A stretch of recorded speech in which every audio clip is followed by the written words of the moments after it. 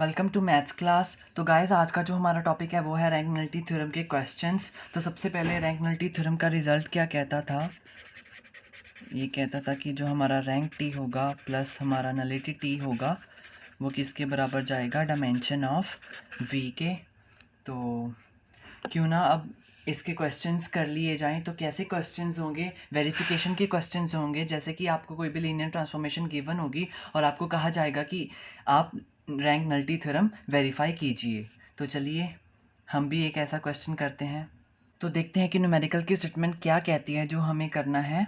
तो हमारे पास एक टी लीनियर ट्रांसफॉर्मेशन गिवन है जिसका डोमेन सेट आर स्क्वायर है और जिसका कोडोमेन सेट आर क्यूब है, और ये दोनों की जो फील्ड है वो रियल नंबर्स की फील्ड है। और ये जो ट्रांसफॉर्मेशन गिवन है ये कैसे डिफाइंड की गई है? ये डिफाइंड की गई है टी, जैसे कि अब हम डोमेन सेट का कोई भी एलिमेंट पुट करेंगे आर स्क्वायर का एक्स कॉमा वाई, तो ये ट्रांसफॉर्मेशन ऑफ जो एक्स कॉमा वाई वो किसके बराबर होगी? इसके बराबर होगी। ये किसका एलिमेंट होगा? कोडोमेन सेट आर क्यूब का। तो ये इक्वल टू होगा x plus y comma x minus y comma y. और हमें क्या करना है? रैंक नलिटी थ्योरम वेरीफाई करनी है। तो चलिए सोल्यूशन की तरफ बढ़ते हैं। तो जो चीज़ें हमें स्टेटमेंट में गिवन थी वो हमने लिख ली हैं। अब देखिए हमें प्रूफ क्या करना है। हमें प्रूफ करना है कि rank T plus nullity T वो किसके बराबर आना चाहिए? डायमेंशन ऑफ वी के। तो हमें पता है कि जो रैंक टी होता है वो किसके बराबर होता है? Dimension of range space. और जो हमारा नलिटी टी होता है वो किसके बराबर होता है? Dimension of null space. और जो डायमेंशन ऑफ वी है, वी क्या होता है? Domain set. और यहाँ पर हमें डोमेन सेट क्या है? R square. तो ये हमें किसके इक्वल टू प्रूव करना है? डायमेंशन ऑफ आर स्क्वायर के। तो ये चीज़ हमें प्रूव करनी है। तो देखिए अब इसे प्रूव करने के लिए हमें क्या चाहिए? हमें रेंज स्पेस, नल स्पेस और आर स्क्वायर इन तीनों के बेसिस सेट चाहिए होंगे ताकि हम इन तीनों की डायमेंशंस फाइंड कर सकें। तो अब हमें ये पता है कि जो हमारा आर स्क्वायर का स्टैंडर्ड बेसिस होता है वो किसके इक्वल टू होता है? B is equal to E1 comma E2। यहाँ पर जो हमारा E1 होता है वो इक्वल टू होता है 1 कॉमा 0 के, और E2 0 कॉमा 1 के बराबर होता है। तो ये जो है हमारा B, ये किसका बेसिस सेट है? अब आर स्क्वायर का। और इसमें कितने नंबर ऑफ़ एलिमेंट्स हैं? 2। तो क्लियरली हमारी जो डायमेंशन है आर स्क्वायर की वो तो हमारी 2 के इक्वल टू आ चुकी है, यानी कि हमें ये तो पता चल चुका है। अब हमारी बारी है रेंज स्पेस का बेसिस फाइंड करने की और नल स्पेस का। तो सबसे पहले हम बेसिस फाइंड करते हैं रेंज स्पेस का, basis for range space set. तो क्योंकि अब हमें ये तो पता है ही कि जो हमारा B है वो किसका बेसिस है? आर स्क्वायर का। बी में कौन से एलिमेंट है? E1 और E2। यानी कि अब जो हमारा रेंज स्पेस है वो किसका सेट होता है? कोडोमेन सेट का। तो अगर हमारे ये E1 और E2 का लीनियर कम्बिनेशंस आर स्क्वायर के एलिमेंट में लिखे जा सकते हैं, तो अब जो हमारा कोडोमेन सेट होगा उसके एलिमेंट्स को हम इनकी ट्रांसफॉर्मेशन के लीनियर कम्बिनेशन में लिख सकते होंगे। तो इससे हमें ये पता चलता है कि जो इनकी ट्रांसफॉर्मेशन होगी, transformation of E1 comma transformation of E2, तो जो उनका सेट होगा, मान लीजिए हम उसे B1 कह देते हैं, ये क्या कर सकता है? ये कोड में इनका जो लीनियर कम्बिनेशन होगा इन दोनों एलिमेंट्स का वो कोडमेन सेट के एलिमेंट्स में लिखे जा सकते हैं। तो इसी लिए क्योंकि हमारा रेंज स्पेस भी कोडमेन सेट का ही सबसेट होता है, तो यानी कि रेंज स्पेस के एलिमेंट्स को भी इन दोनों के लीनियर कम्बिनेशन में लिखा जा सकता है। यानी कि जो हमारा B1 सेट है ये किसको जनरेट करता है? रेंज स्पेस सेट को। अब हम ट्रांसफॉर्मेशन ऑफ E1 और E2 फाइंड करते हैं। तो ट्रांसफॉर्मेशन ऑफ जो E1 होगी, E1 किसके बराबर होता है? 1 कॉमा 0 के। तो ये किसके बराबर होगी? अब देखिए जो ट्रांसफॉर्मेशन हमें गिवन थी वो कैसे डिफाइन की गई थी? By x plus y comma x minus y comma y से। तो हमारा ये जो 1 कॉमा 0 है यानी कि 1 प्लस 0 यानी कि 1, फिर हमारा 1 माइनस 0 यानी कि 1, और फिर 0। तो ये है हमारी ट्रांसफॉर्मेशन ऑफ E1। ऐसे ही हमारे पास जो ट्रांसफॉर्मेशन ऑफ E2 होगी वो किसके बराबर आएगी? ट्रांसफॉर्मेशन ऑफ 0 कॉमा 1 यानी कि 0 प्लस 1 1, 0 माइनस 1 माइनस 1, और देन 1। तो ये हमारी ट्रांसफॉर्मेशन ऑफ E1 और E2 की वैल्यूज़ हैं। तो अब यानी कि ये जो हमारा B1 सेट है ये किसके बराबर आ चुका है? 1 1 0 कॉमा 1 माइनस 1 1। तो हमारे पास जो ये B1 सेट है ये क्या करता है? ये हमारा जनरेट करता है रेंज स्पेस सेट को। तो क्योंकि अब ये जनरेट करता है रेंज स्पेस सेट को, तो इसका मतलब है कि जो हमारा लीनियर स्पैन होगा B1 का, वो किसके बराबर होगा, रेंज स्पेस सेट के। तो अगर हम अब ये B1 को लीनियरली इंडिपेंडेंट प्रूव कर दें, क्योंकि इसका लीनियर स्पैन तो हमारा रेंज स्पेस के सेट बराबर आ ही चुका है, तो अब एक लीनियरली इंडिपेंडेंसी की कंडीशन ही बाकी है इसे बेसिस बनाने के लिए रेंज स्पेस का। तो हम इसे लीनियरली इंडिपेंडेंट साबित करने की कोशिश करते हैं। तो अगर ये हमारा लीनियरली इंडिपेंडेंट साबित हो गया तो क्लियरली हमारा ये बेसिस बन जाएगा रेंज स्पेस का, और हमें डायमेंशन भी मिल जाएगी रेंज स्पेस की। तो अब ये B1 सेट को लीनियरली इंडिपेंडेंट प्रूव करने के लिए हमें पता ही है हम क्या करेंगे, हम इनके दो एलिमेंट्स को स्केलर से मल्टीप्लाई करके इक्वल टू जीरो एलिमेंट के बराबर रख देंगे, और फिर अगर हमारे स्केलर्स जीरो के बराबर आ गए तो ये लीनियरली इंडिपेंडेंट प्रूव हो जाएगा।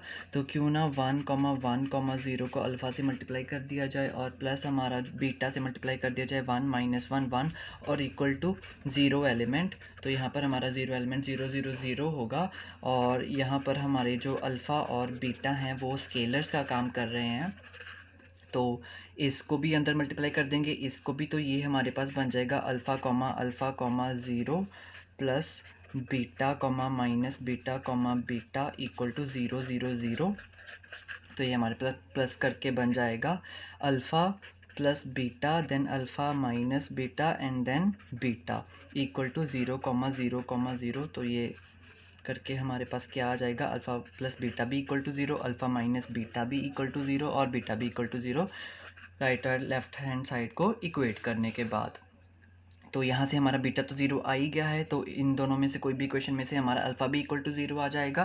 तो क्लियरली हमारे जो अल्फ़ा और बीटा हैं वो इक्वल टू 0 प्रूव हो चुके हैं, यानी कि जो हमारा ये B1 सेट है ये लीनियरली इंडिपेंडेंट प्रूफ हो चुका है। तो क्योंकि ये लीनियरली इंडिपेंडेंट भी प्रूव हो चुका है, और हमने पीछे ये भी कर दिया था कि जो इसका जो लीनियर स्पैन था वो रेंज स्पेस के इक्वल था, तो अब ये क्या साबित हो चुका है, ये जो हमारा B1 सेट है ये बेसिस साबित हो चुका है किसका, रेंज स्पेस का।